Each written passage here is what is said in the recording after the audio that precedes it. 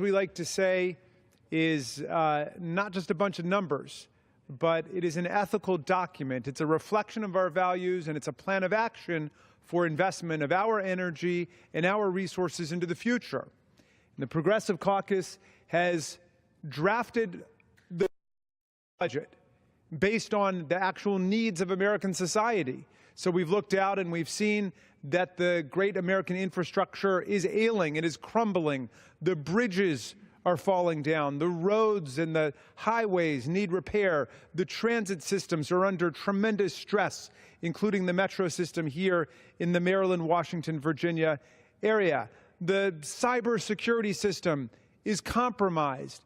Our airports, our port structure, our water systems, like in Flint, Michigan, need desperate intervention and rescue and help. We propose a $1 trillion plan of investment in the American infrastructure to create millions of jobs, putting people to work on restoring the strength and the vitality of America's basic institutions, the infrastructure that supports a strong and flourishing economy. So that's the heart of it, but we're also working to defend the gains we've made in healthcare, to extend healthcare so that all Americans are included in our health insurance system, so we can squeeze out the bureaucratic bloat and the money that's wasted on insurance bureaucracy and red tape.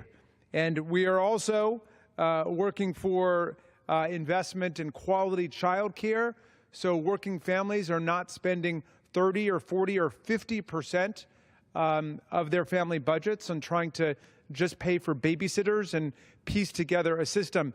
America is the wealthiest society on earth, and this is the wealthiest moment in our history. We can provide health care for everyone. We can create a child care system that works for working families in America. We can reinvest in the American infrastructure, but right now there's no leadership and there's no vision.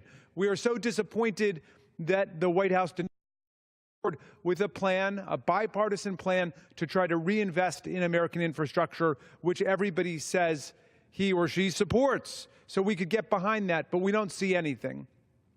Proverbs says that where there's no vision, the people will perish. And so we have offered a vision, and instead they've come back with a plan that lacks all vision, lacks any plan for reinvesting in the American infrastructure, lacks any investment in the vital services that people need, and on the contrary, works to dismantle healthcare services, Medicaid, education, community development grants, senior workforce, jobs training, you name it, the Peace Corps, National Endowment for the Arts, National Endowment for the Humanities, slash $6 billion from NIH in order to undermine scientific research and medical progress on colon cancer and health and breast cancer and Alzheimer's disease and asthma and bipolar disorder. We've been making progress on all of these things, and for some reason, the Trump administration says they want to pull the plug on it